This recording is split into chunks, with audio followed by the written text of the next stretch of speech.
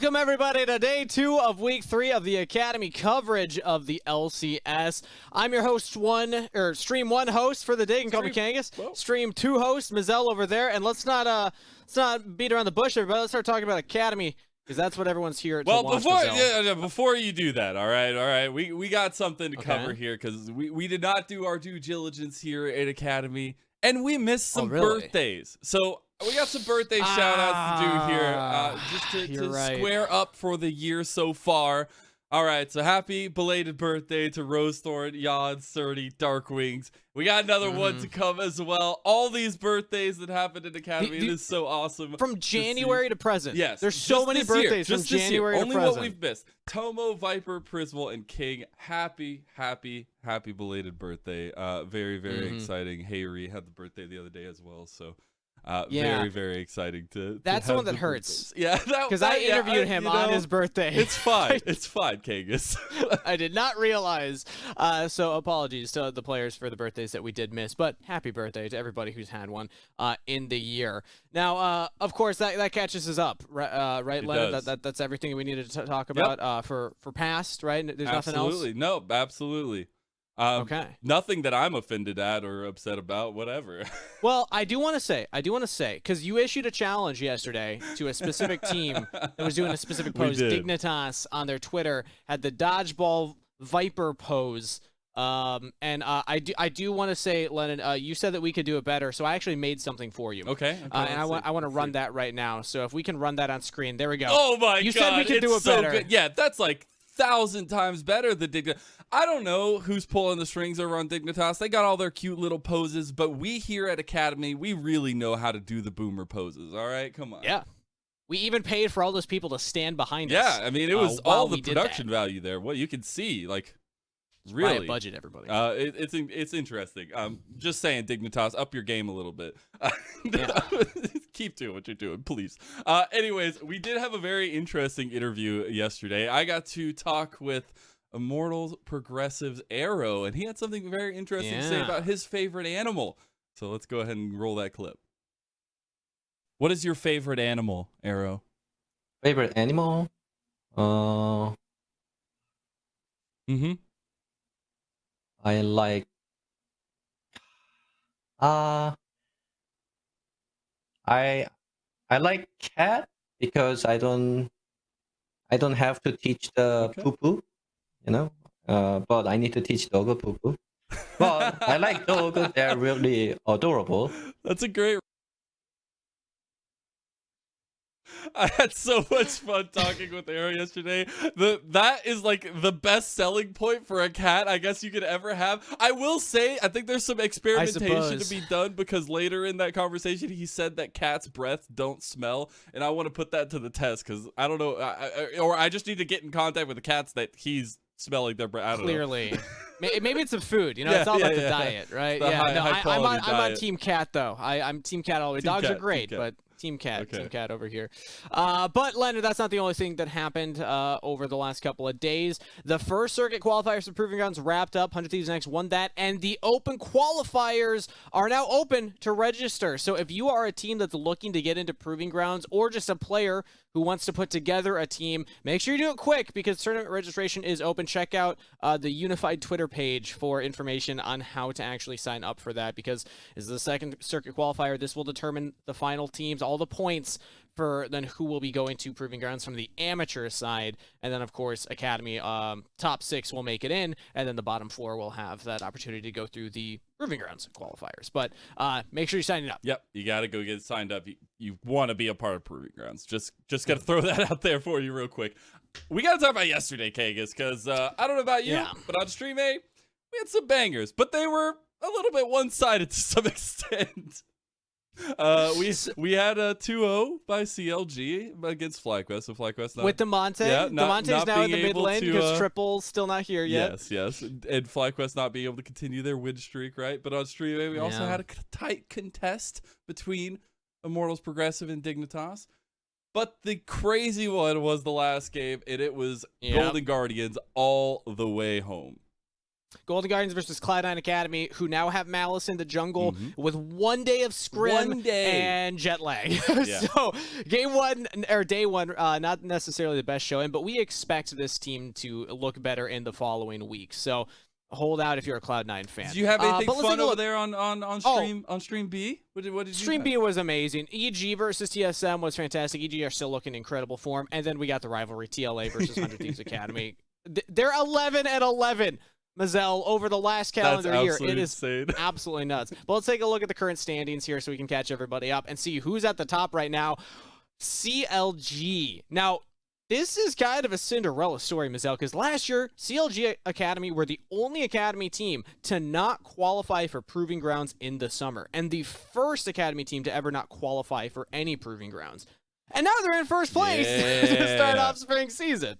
It's just been incredible, right? And obviously, still season to go, still a lot of games to go, but I will say, like, it's been very promising from CLG Academy and seeing them be able to thrive and not only win games, but win them by seemingly miles and just smashing their competition. So it's been a very fun trek so far for them, but you see things are starting to peter out a little bit in the standings. We're not getting as close contests so far, but that top 5 is very, very close. As you see, 4 teams tied at 6 and 4. The clump in the middle, and then 2 teams right above or right below them as well. So I mean, yeah, it's close in the middle, and then we have these outliers currently in the Academy standing. So it's cool to see that. But that will lead us then into today, Mazel, because of course we do still have 5 more best of 2s ahead of us. You got 3 series today, all right, Kangas. So I'm gonna need your takes on these. So let's see. Okay. Do you have anything that's really sticking out to you for these games? Because I see some potential fun ones on the horizon. So first off, let's address the elephant of the room. Cloud9 will now have had 1 extra day of potential scrims, if they even got scrims in yesterday, because they also had to play stage games. Now, they're up against Evil Geniuses Academy that are also looking strong. They just come off of a 2-0 yesterday. This is another tough opponent for Cloud9 Academy, and it's really going to be putting Malice to the test. Now against Tomio, a North American jungler, excited to see his story. FlyQuest Academy versus Golden Guardians 2. Golden Guardians are kind of on an upswing. Stixay popping off here in Academy. I think he was like he was like around 20 kills with probably 1 death yesterday across both games. So that's going to be an uphill battle for FlyQuest as well. Philip versus Tony Top will be fun to watch. And then game 3 on my stream, Dignitas Academy versus TSM Academy. That one, again, it's can TSM bring it back? Can they catch up? Because week 1 was probably their strongest looking week that they've had so far, and they've been kind of dipping since then. So I'm hoping that they've been able to take their lessons from yesterday and now approach Dignitas, who are, again, in that clump right now, and try and catch up. Yeah, very true. I'm really excited to go back. Obviously, I won't be able to watch the games live, but I'll go back and watch the games at some point. But I gotta say, I'm a little more excited. I don't know. I feel like I've won out twice in a row. No, you did not win out yesterday because I got to see 100 Thieves TL. But let's take a look at your schedule and what we have on stream. Face It TV. Again, if you don't have both streams up right now, that's what okay. Are you doing? It's the same show on both for the pre-show. But make sure that once we send to our individual streams, that you have both up so you're supporting Academy across both channels. But Mazel, what are you excited for on this side? Talk to me about your schedule. So I'm. This first matchup is going to be it should be CLG versus 100 Thieves Academy, which is insane. It's literally our top 2 teams going at it, and it's so exciting. First of all, Jimmy's test against Demonte, who has been looking mighty fine. You got the bot lane of Wixie and Busio versus Prismal, and the story just writes itself here at Academy. Apparently, like the love-hate relationship between those 4 players, the relationships that have been had, it's so fun. And then also Gamsu playing tank against whatever. Whatever happens, up there in top lane. IMT versus TLA though is also super exciting. I want to see the true test of Chad going against Armeo. Armeo being a solid jungler in the Academy scene for so long, and just so many cool matchups on the day. So And also TLA, they are currently, I want to say, 4-2 over their last series, but 2 of those were really difficult opponents, and this is their upswing now that they have Harry on the roster. And Rhino's still looking really good because Ayla got kind of bumped up to the LCS level. I think Rhino's been having a fantastic season too. So I think this TLA, they're coming together, man.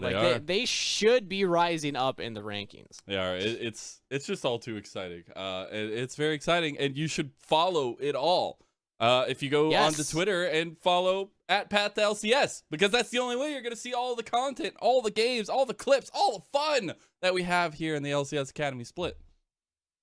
And you can find that right below you, right here. So if you're not following, do it right now, because we got content going out there. If you miss any of the content from the show, it's usually tweeted out as well, along with, just a one-stop shop for everything amateur and academy. If you want to keep up with the development of North American players, that's where you need to be.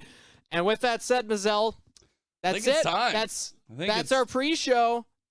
I think it's time. Are you ready to head off? I think it's time. I think it's time to go into the Matrix. All right. Let's do it. Separate.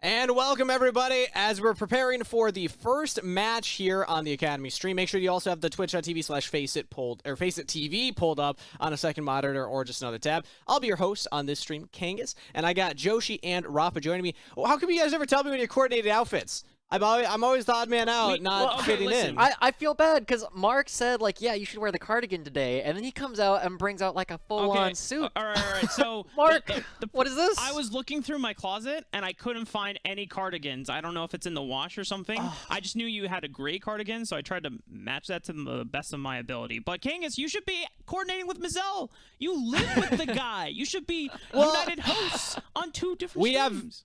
Me and Mazel have very different fashion senses, I'll tell you that. But, at least we're kind of inverted, right? I think it's working out. It's working out. But, guys, we got Cloud9 Academy versus Evil Geniuses Academy to start off the day in a best of 2. And I want to talk about Cloud9 Academy first because this is a team that's gone through a lot of different iterations already in the Academy scene. The org has come out and made their statement at the beginning of the season of the intention of Academy kind of helping out their LCS. And the first look at Malice yesterday, again, with 1 day of scrims and jet lag, not necessarily the strongest performance against Golden Guardians Academy. So, Joshi, what's your temperature read on Cloud9 right now? Yeah, let's address the elephant in the room. That was not good yesterday. And as you said, we have a lot of reasons to think that it is going to get better. We've seen these players before have a lot of success historically, right? Darshan, Copy King, and Isles were the core of Cloud9 Academy's success in the prior year, where they consistently are at least placing top 4. However, Yesterday, we didn't get to see that, and a lot of this has to do with the fact that Darshan has not been playing with the team for a little while. Isles has not been playing with the team. Malice coming over on his first day, and it's very obvious that this team has a lot of things that they need to work on. They currently do not agree on how League of Legends is supposed to be played. But that's what coaching is for. That's what Academy is here for. We're trying to figure that out. We're trying to figure out how we get all these 5 players to get on the same page. And with the amount of just raw talent that's on this roster, I trust them to get better. Is it going to be today? I'm going to be honest, probably not. But it will get better.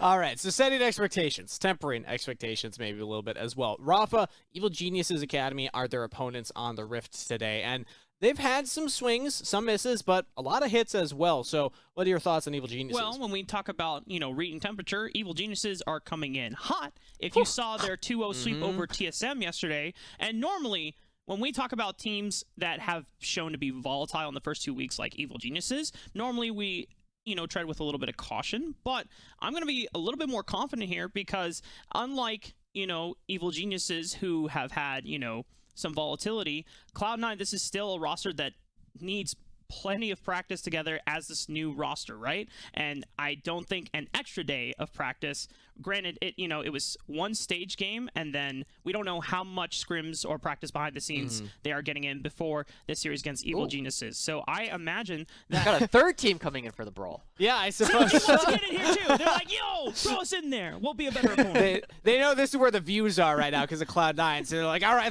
we want to get part of that. This is our team name. Look at us. We're cool, too. CLG are doing amazing, by the way. Shout outs to them. But for Evil Geniuses, I do want to focus on Cowrie as one of the standout players for Evil Geniuses because even in their volatility, despite win or loss, Cowrie has always looked like a standout player.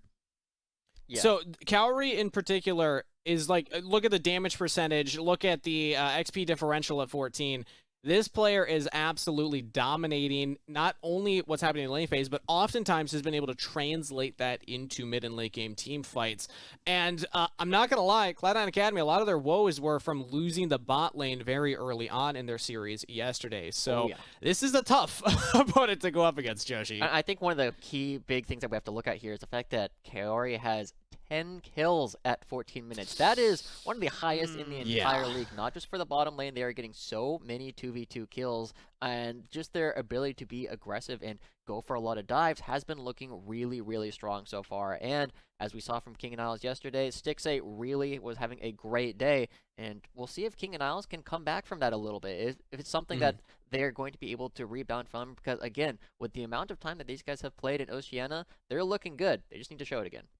And it's not just Cowrie also. Skytech, I mean, we interviewed him yesterday. He's a hockey player. He's used to taking his gloves off and scrapping. He likes playing aggressive too. So I think the Cloud9, King and Isles, they got their work cut out for them. But they weren't necessarily the player that we wanted to highlight from Cloud9 Academy.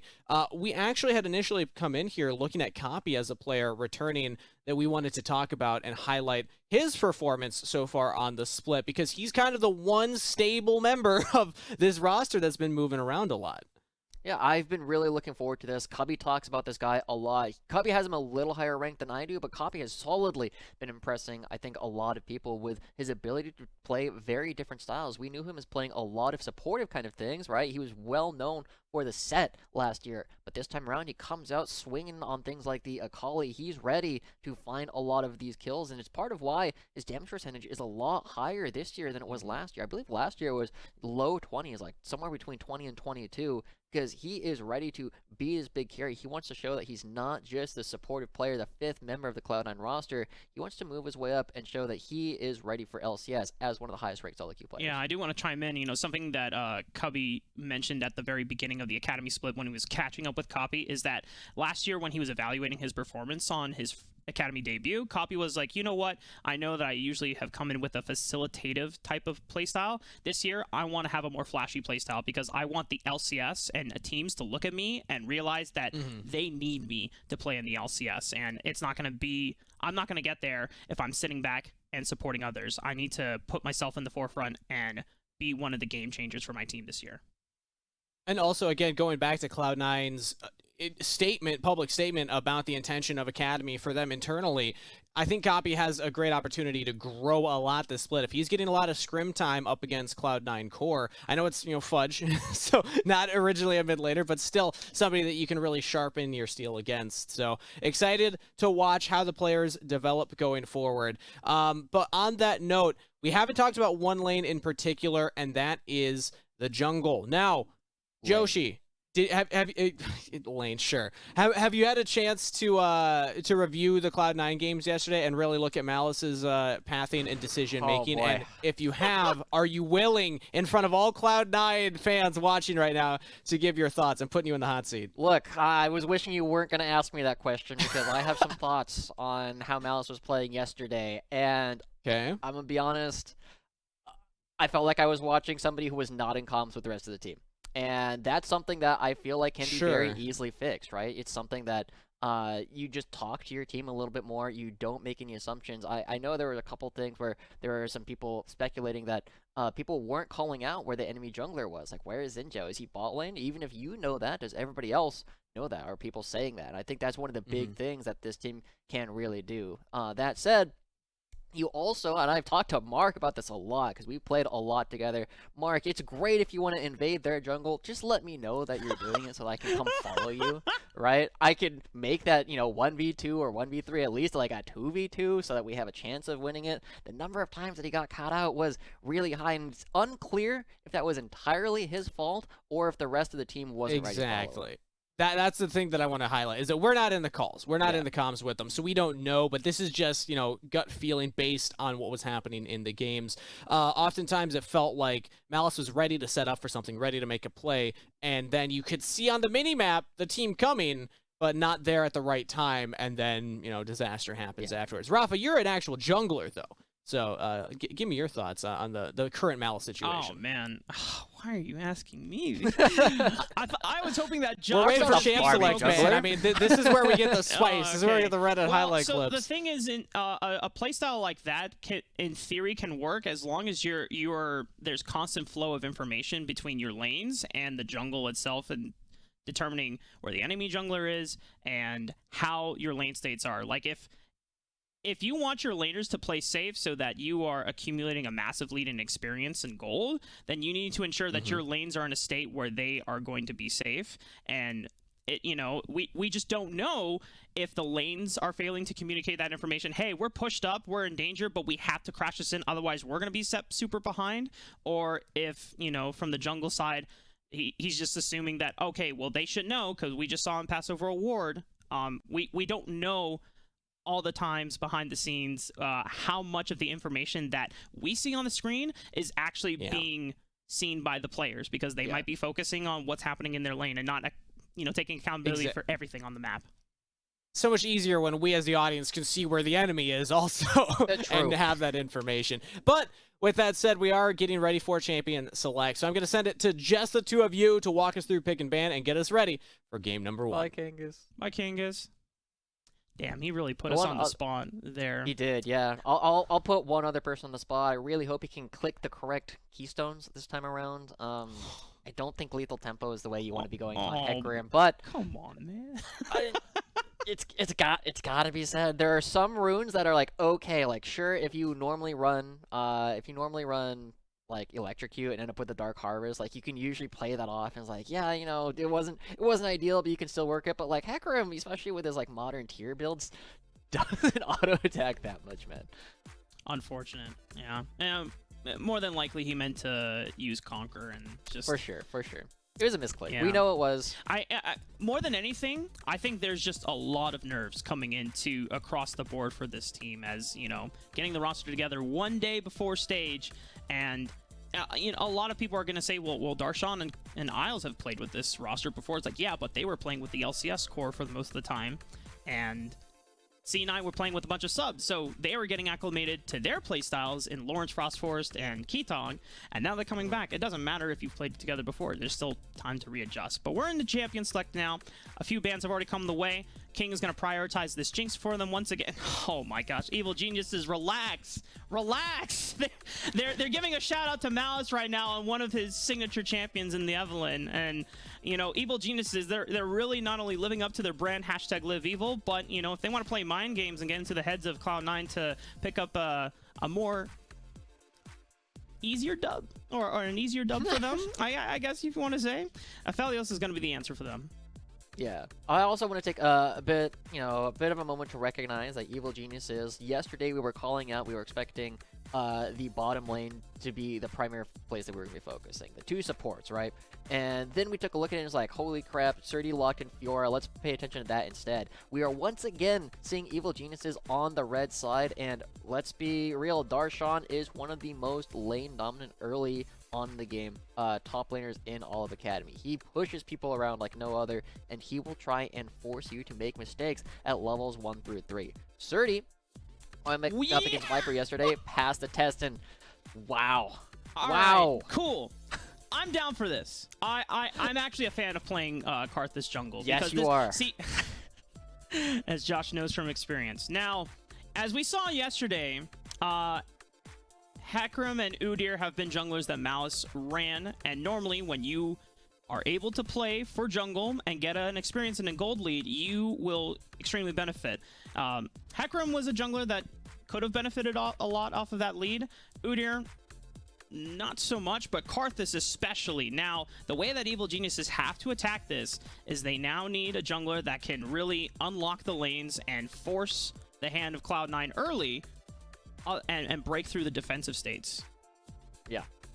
And I think one of the things that we have to know is Tomio, while he did used to go for a lot of invade previously with his time on Evil Genius's Prodigies, we haven't necessarily been seeing quite as much of that since he's joined the Academy squad. He's definitely been playing a bit more of a passive role than he was previously, and now this is a kind of game where, hey, let's try and unlock him again, see if we can get him to be incredibly aggressive and go invade the Cloud9 jungle. The Jinx Lulu will have some priority in the bottom lane depending on what support comes out for Evil Geniuses, but there's still lots of opportunities to build priority in the mid lane with your Victor, and Surdy should have counterpick, so he should be able to decide whether or not they're going to be invading on that side of the map. And I'm really curious to see what will happen if Malice makes the same kind of pathing decisions as he did last time. Udyr and Hecarim, they're fast. They can get out of a lot of these situations.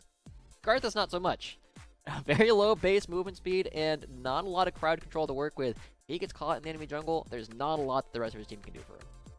Vision and lanes that can easily collapse and protect Malice while he's amidst power farming and scaling on up will be their plan for the first few minutes of the game. I like that Evil Genius is giving a nod to Darshan's Akshan, because even if it didn't necessarily net them wins, it is a pick that Darshan loves to play and use to get a lot of lane control so that he can always be the first one to move out of lane to protect the jungler or move to help Malice secure resources on the map.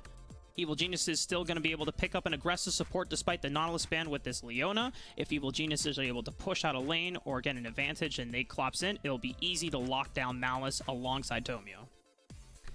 Yeah, there's a lot of squishy members for Cloud9 that they will be looking to protect. No way. No way. Oh my god. Let's go.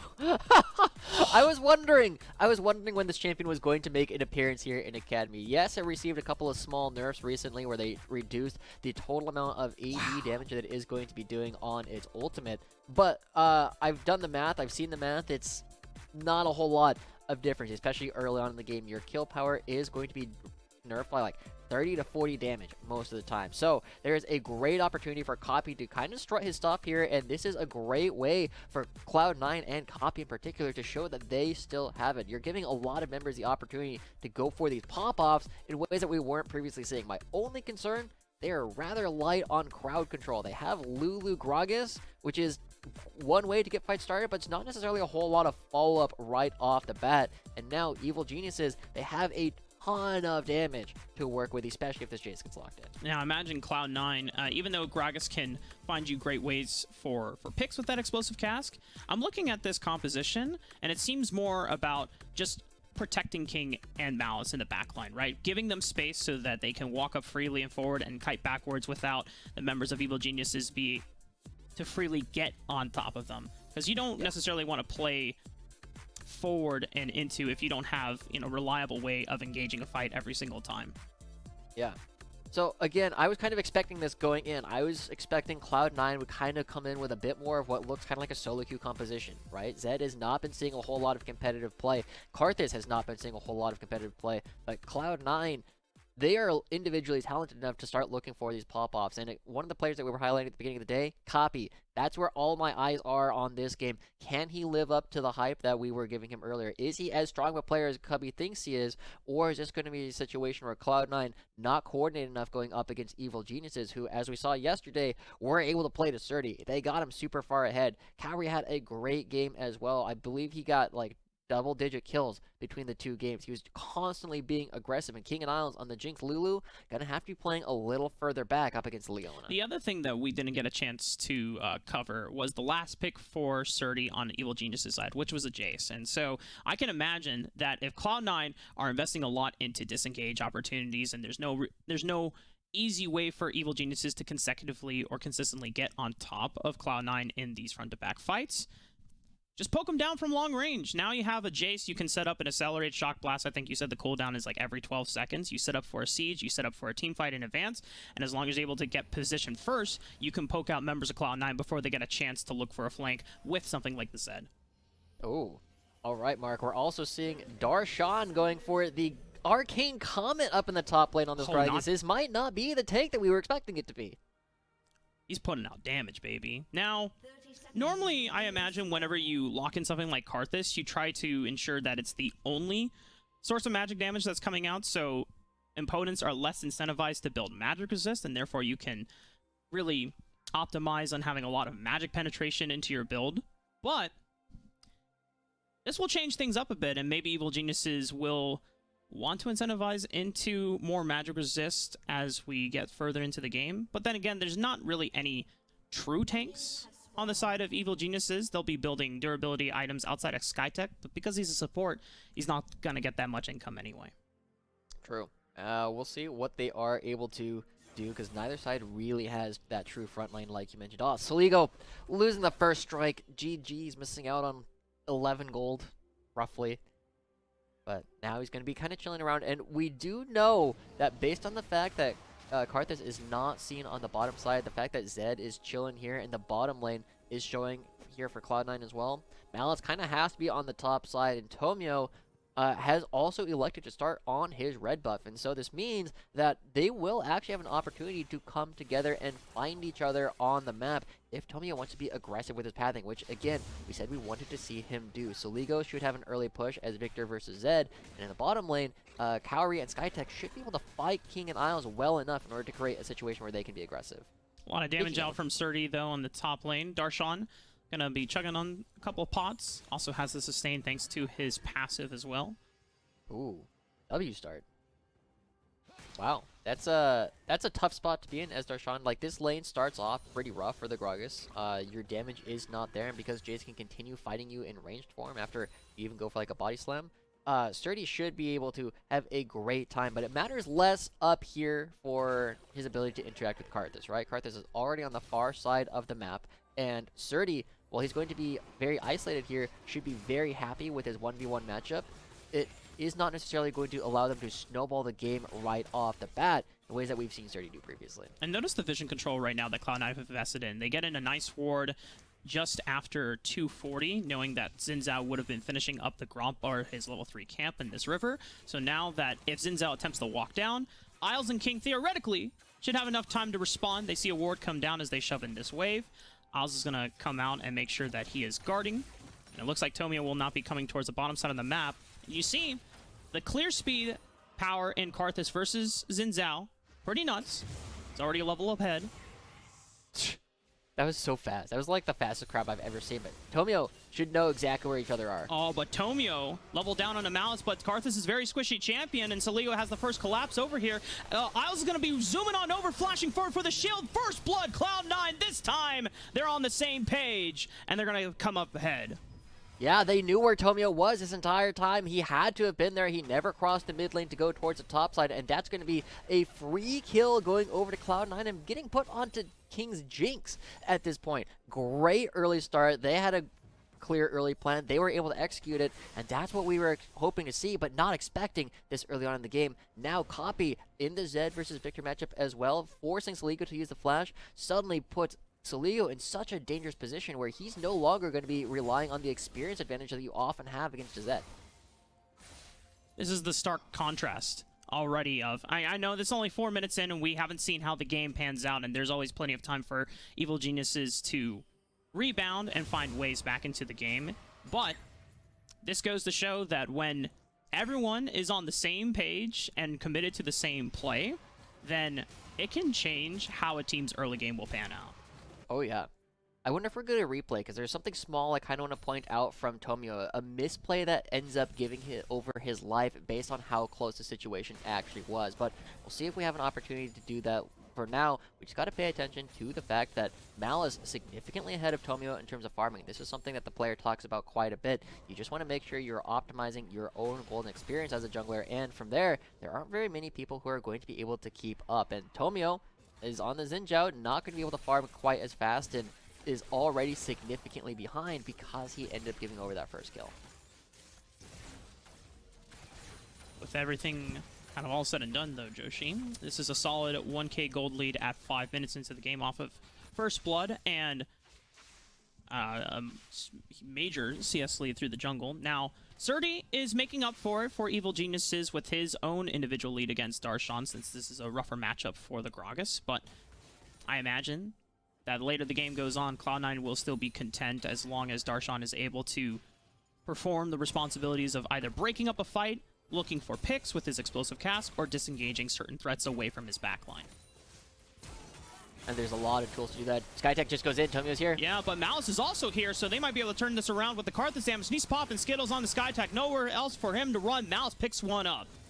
Wow, yet again, the King Isles Malice combination is paying dividends. Malice happens to be here right when Skytech is looking to go in, because there's no camps for Malice to be farming right now. He's already cleaned up his entire jungle, and they should be able to pick up this Mountain Dragon pretty freely. There's no way for the members of Evil Geniuses to pick this up, and so the consistency that we were starting to see coming out from Evil Geniuses before seems to have wildly gone in favor of Cloud9 all of a sudden. And look at this, Tomio still, considerably behind in the jungle. The only place that Evil Geniuses are currently looking at with an advantage is the top lane that we keep mentioning. Surdy, it's kind of become a bit of a darling of mine. I know I'm a Philip sim, but we'll take a look at the replay once again and get back to that later. The big thing here is, again, Skytech just so far forward, there's enough space that you can create with the chompers that the rest of EG can't follow up. The rest of Cloud9 on the top side of the map doing just fine for the moment. Still a CS lead for Surdy against Darshan, but Copy is going even with Soligo.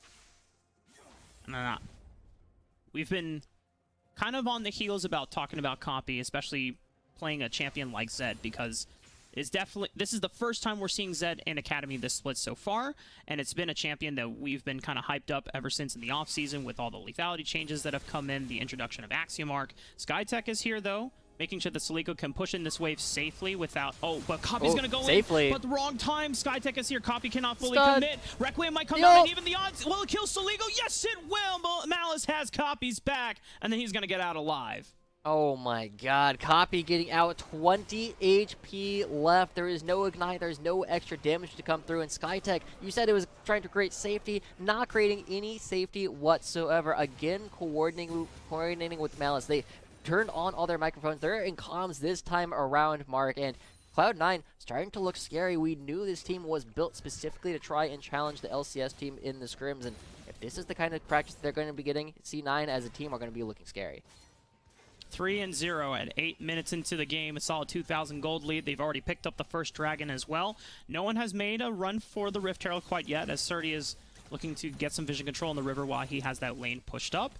Evil Geniuses could maybe bank off of the pressure that Surdy has built up here, but if Cloud9 get this reset in, the bot lane is able to rotate on over towards the top side of the map, maybe they might be able to challenge for the Rift Herald instead.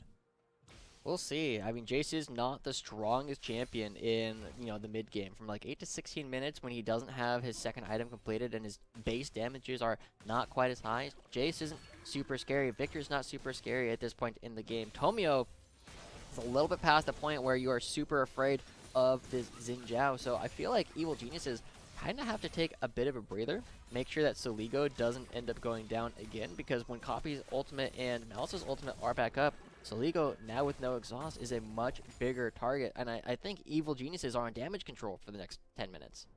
Just trying to stop this impending snowball that is upon them right now. Surdy, he's had a CS lead. Oh, body slam forward, explosive cast backwards.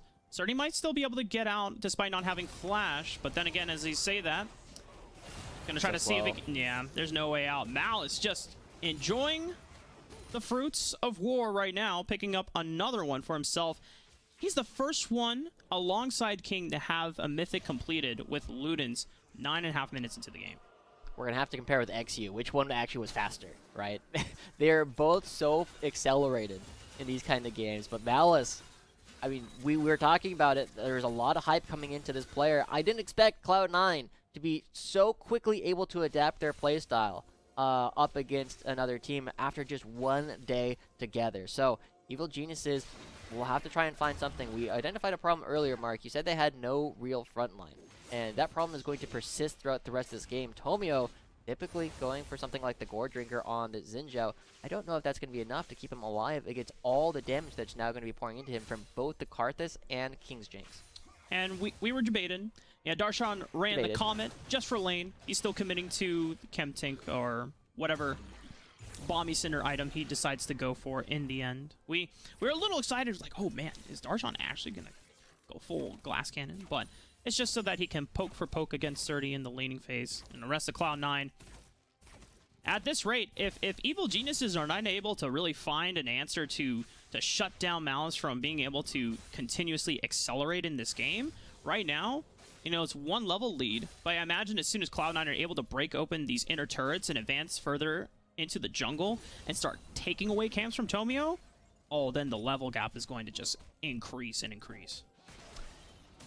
This late game, pretty scary stuff. So we now have to ask ourselves, Mark, who is it on Evil Geniuses that we're going to have to try and figure out is going to be the new carry in this game, right? Surdy, you know, still has a small lead. Soligo has a very small CS lead, but giving away the assist means that he's basically even in that lane against Zed, and that is very scary as Zed is coming online. And then Kaori, the other player that we've been hyping up as one of the people who has so many kills before the 14-minute mark, is now in a spot where he is running into Malice and taking a third of his HP off of a single Q. That was almost 300 damage. Jeez. Jeez. Jeez. Oh, I can't believe he said that. Okay. Darshan might not be in a good spot here, but then again, Malice always has Requiem if he wants to pop it, and no one is there to stop him from being able to cast it, as he is able to use the bot lane dominance and control to secure the second dragon of the game. It's going to be Cloud Soul this time around. No exciting dragons like Hextech. I mean, you say unexciting, but the Zed zooming around is very, very exciting. So Tomio, but it's not flashy. It's just like, it's not flashy. Yeah, so that's fair. You know, you don't get that big burst of damage. Okay, ultimate coming through. Explosive cast is not available, and Tomio shows up. Darshan is going to body slam him backwards. Thankfully, he's a little beefy. Oh, flash accelerated shock blast, but nice timing on the drunken rage, getting a little bit of that extra damage reduction as well. Will keep him alive. That was bold coming out from Surdy there, thinking that he had the lethal. Not quite enough, but the big thing we also have to pay attention to is Malice has first strike. Right, every single time he gets one of those ultimates off, it's a quick 100 gold he's going to be picking up for himself. And so it's a way to farm enemy champions at the same time, even if you're not actually getting the kill. Okay, Skytech. He has flash. Is he doesn't even get a chance to get out. Holy crap. Okay, this is Cloud9 coordinated. Right? We've been seeing King, Isles, and Malice moving together so consistently. Isles and Malice now running into the enemy jungle in order to try and push people around, make sure that Tomio doesn't have anything left to farm. And look at the vision control that Cloud9 have already set up in the bottom half of Evil Genius's jungle. It is impossible for anybody to walk up here, and if Kaori tries, he's just going to go down. He has to give up all of this farm and the turret just to keep himself in the game. And Malice is like, yeah, okay, well, I'll just wait for your Gromp to spawn, and then I will return to my side of the jungle and farm my side of the map. So look at the crazy difference that Malice is able to show now that he has all of his friends on the same page. Yeah, despite that Evil Geniuses secured Rift Herald before Cloud9 were able to contest. They still get first brick ahead of Evil Geniuses, and they have Malice eating all the camps up on the bottom side of the map as well. Evil Geniuses just falling further and further behind, trying to react to the plays that Cloud9 are making, but the gold lead is still widening further and further. Where do they even try and find like some opportunities to come back? I mean, it's not obvious to me that Evil Geniuses is going to be better later in the game, right? Like, yes, you have good scaling elements, but you're going up against a Karthus and a Jinx. Like, these characters do a ton of virtually guaranteed damage that you are always going to have to take. Evil Geniuses aren't the ones with the same kind of front line to play with, right? Darshan on this tanky Gragas will be able to create a lot of space, whereas the members of Evil Geniuses have Skytech to work with. And, you know, Skytech's been a good player. He's been very impressive to us thus far, but he's just not going to have the gold to stand up to the raw damage output that Cloud9 is going to be putting out. So they're really going to have to start looking for picks. And I said that they wanted to do that at the beginning of the game. That window is closed.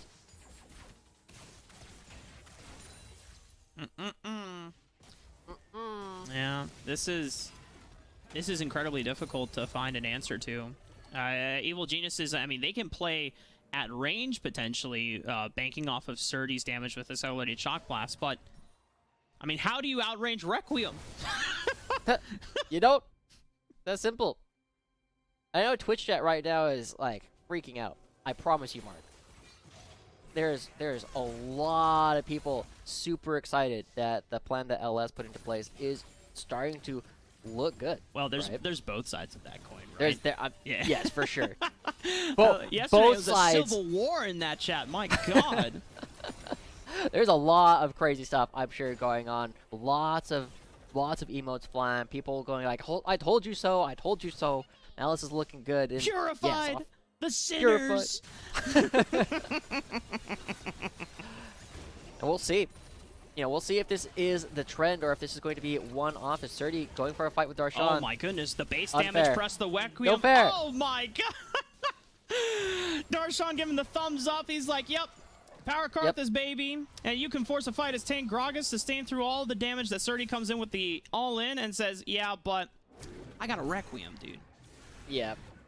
Going for that singing across the entire screen. You can't outrange it, just like you said. So Evil Genius is trying to find something.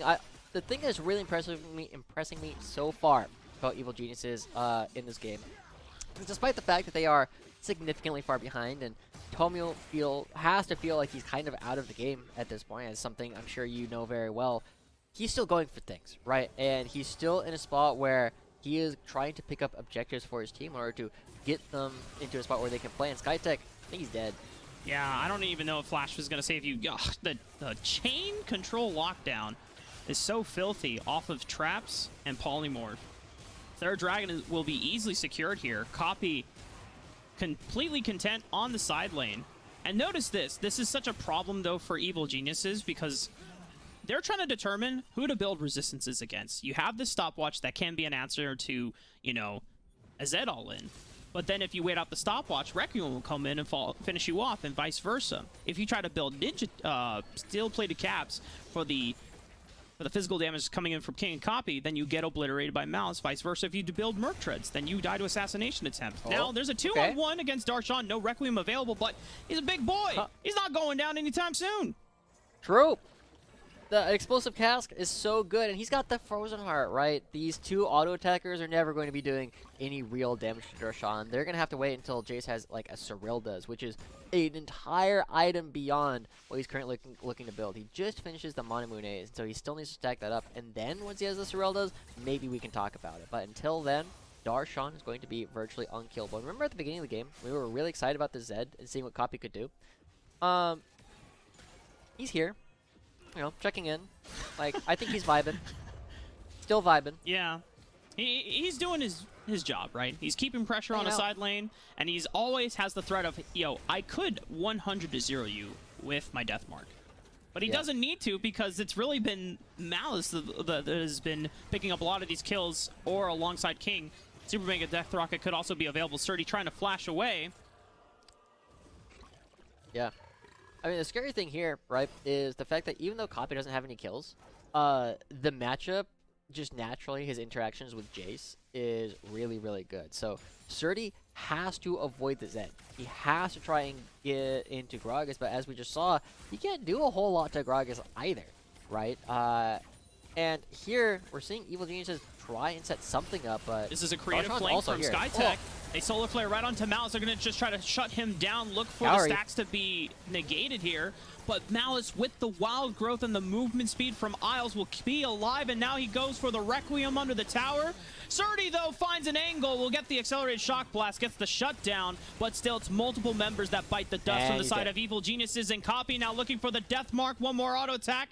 I was not going to look for Fuchs for it. The Shurikens will not reach in time. Surdy will stay alive.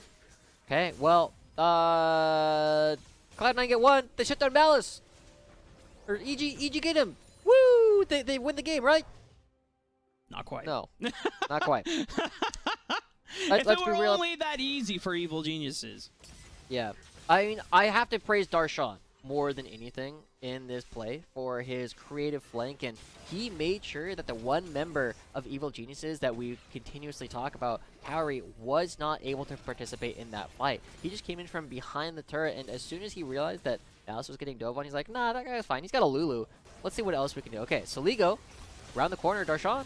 There's no Requiem available, so maybe Darshan thought that he could probably win the 1v1 against Surdy alone, try to defend this turret from falling. So Ligo and Surdy making that job difficult, but Malice and Isles are here, ready for reinforcements. Explosive cast will land despite the bounty going down. Darshan. Uh-oh. And Surdy might be able to get out alive here. No Requiem available either once again. And Rift Herald being crashed in from Evil Geniuses to mid lane. Okay. Two objective bounties being secured. That's a good chunk of gold coming through, and as they get the Herald crash into the mid lane turret, there's an opportunity for them to come attack this in the future as well. But the big thing, so many flashes now down on the side of Cloud9. The only one still up is Isle, so Evil Geniuses have places they can go. Whoa. But if Requiem was up, he would have been dead. And maybe a Copy still had Death Mark, but I wasn't expecting that much damage to come out from the Super Mega Death Rocket, to be honest.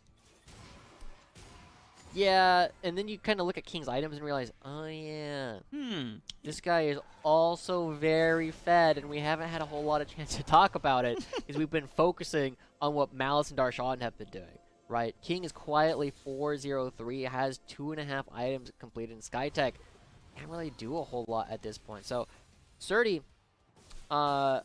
still looking okay, right? 2-2-0, has both of his team's kills.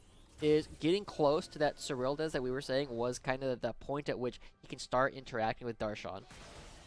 But the fact still remains, you can't ever go up against Copy, right? Copy, if you can't kill him outright, just needs to get him low enough for Malice to actually go for the Requiem and find another kill. And that is exactly what Cloud9 are setting up right now. Watch it happen. Okay, Surdy does have stopwatch available, but the damage output from Surdy makes Copy think twice. And Malice doesn't have any friends this time around. No one to save him. Isles trying to zoom on in to get him with the wild growth, but he goes down to Tomio. Requiem will come out. How much damage will it deal? Alongside the Super Mega Dagger Rocket. It's just not even breaking the half HP bars for most of these players. Yeah, okay. Cloud9 overextending a little bit. They thought that Copy didn't need all of his shadows to get the kill onto Surdy, but overextending does mean that Malice goes down, and Evil Genius is going to be grabbing another objective for themselves. This game looked really hopeless, and it is still in a very tough spot for Evil Geniuses, but they're fighting back, right?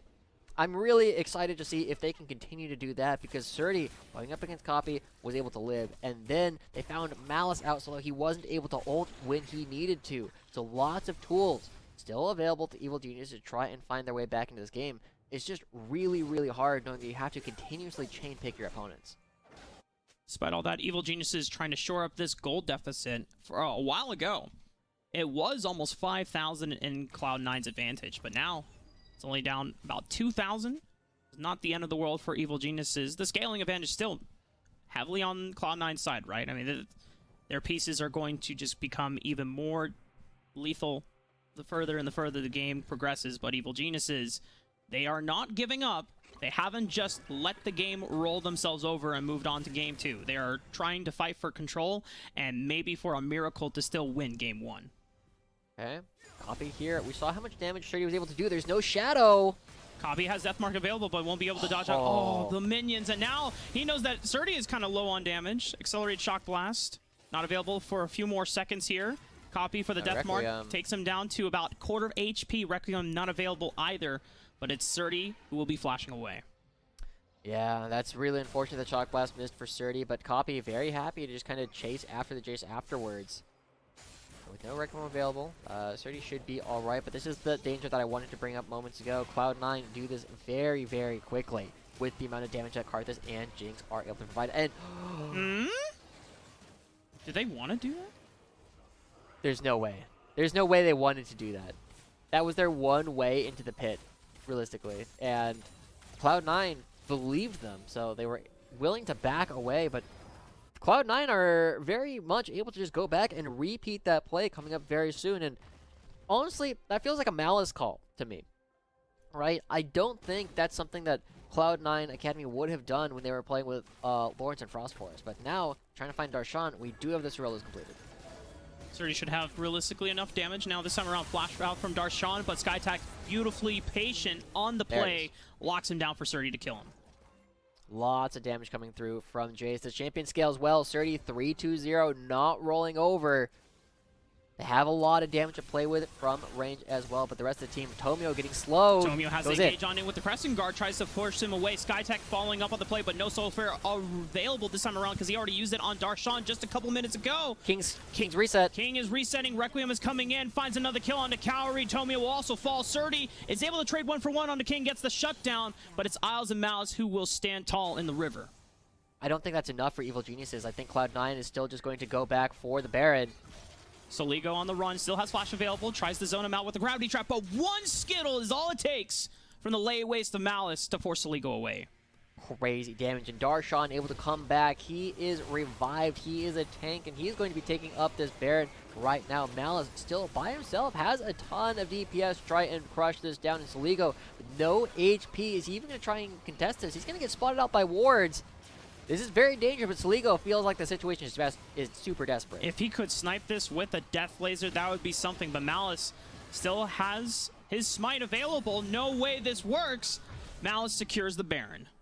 Not a bad try coming through from Soligo. The fact that he didn't end up going down there, he has to call that a bit of a win. But we get to see the fight once again as Tomio just kind of gets caught out, and all of EG end up barreling through. The problem is they're not able to actually bring Cowrie to bear. He gets caught out by Copy and pushed off to the side. And as we said, the combination between Zed and Karth is absolutely deadly. Requiem able to finish off what Copy started, and 0-0-3 on Copy, but he's still doing a pretty decent job at making sure that Malice can follow up. So the Cloud9 composition working wonderfully. The only thing they need to do now is actually take down some of these structures. They should have the goal to do it. Next Dragon coming up in 35 seconds. Evil Geniuses have hit some decent power spikes here, but will it be enough to take down Cloud9? Sherelle, referee, is going to give movement speed boost over to the rest of Cloud9. They are just bull rushing Soligo and Cowrie. Stopwatch will come out, but it's not going to prevent him from going down. Requiem might find Cowrie as well. Not even through the shield bow. Malice will snipe him out. Evil Genius is now down without their two primary carries in Soligo Cowrie. It's going to be difficult to defend against this siege. This just could be the game for Cloud9. Yeah, Tomio has to use the ultimate there. I said in the very beginning, Evil Genius is not in position. Their front lane, their back line not playing together, and suddenly Cloud9 going to be looking to try and end the game. Darshan, super tanky, got the Fimbo Winter completed. Doesn't even have a mythic at this point in the game, but we'll see if the damage from Surdy can be enough to slow them down. It's just such a long cooldown on the Q. Solar Flare right on top of King, but no one can really follow up. Surdy doesn't have Accelerated Shock Blast quite yet, fires it out. A lot of poke back onto Malice and King, and that it's going to be enough to force Cloud9 away from the base. Evil Geniuses, do they have teleports? No, they don't, to find a flank. Cloud9 might just be able to safely walk over to the Dragon and pick up Soul Point as well. Darshan being a little bit cheeky, going to get a little bit of vision. So yeah, Cloud9 get what they came for and are able to get the Dragon on their way out. So easy stuff coming out from Cloud9. They are so strong, they are so fast, and Darshan just uses Explosive Barrel and he's A-okay, he's out. Wow. Well played. Explosive cast buys enough time, stalling out Soligo's stride as well. Surdy looking for stragglers, but all the members of Cloud9 not going to greedily walk through the jungle. They walk to the safety to the bot lane tower.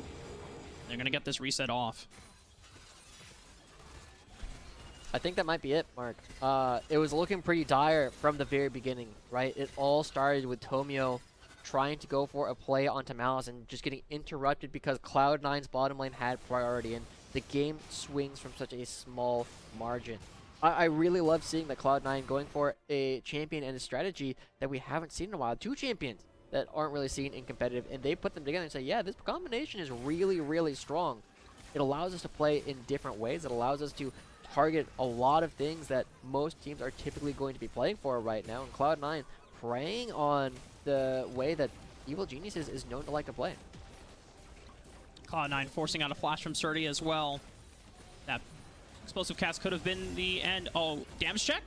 Oh my god! Through the damage, through the shield, Cowrie just loses half of his HP from one Requiem, one ultimate spell, and King is able to find a straggler, and Soligo cleans him up. The rest of Evil Geniuses, they tried to live evil this game, but it's they who will be sinning and being purified by the antics of Cloud9. Multiple knockouts for the Wild Growth. Cloud9 will find their first dub with this new squad. Copy goes in, gets his first kill of the game at the very end, ends up dying for it. So, you know, a bit of a underwhelming game there, but man, Malice and King and Isles playing together so well this game. And I said I didn't think that they would have had enough time to figure this out so quickly, but just the ability to work together and play as a team is looking incredible from this Cloud9 squad, taking down a team that we had a lot of high hopes for in Evil Geniuses. And if that's the kind of game we're going to be getting, Cloud9 is going to skyrocket towards the top of the standings. I wonder if Cloud9 just had like a kumbaya moment after the Golden Guardians Academy series. It says, okay, you know what? Old hands. Let's just hash it out. You know, are you mad about something? Just go ahead and say it. Get your grievances out.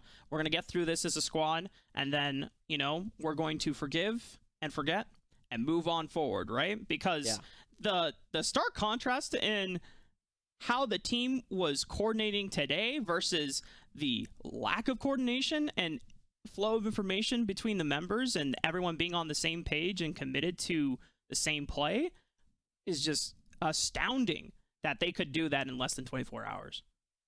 So we'll see what happens in the second half of the series, right? It's only one game. It is, I like to think of it as like a football game, right? We're about to see whatever Kings has cooked up for the halftime show, but in the meantime, we got Evil Geniuses going back to the drawing board and saying, hey, what happened? Was it really as simple as we made one mistake early on in the game? Where else could we have found opportunities to win? And do we need to just entirely reevaluate how we're going to be playing up against Cloud9? Because Cloud9, they're here to win. They always have been. That's what this Academy roster is about. But Evil Geniuses, these guys are here to learn. This is just one step on their staircase in order to try to find a better way to play League of Legends. They showed, well, it wasn't that way this time. Yeah. When we return from break, ladies and gentlemen, it'll be the second half of Evil Geniuses and Cloud9 series. But of course, we will be also joined by our lovely host, Kangas. So make sure you stick around.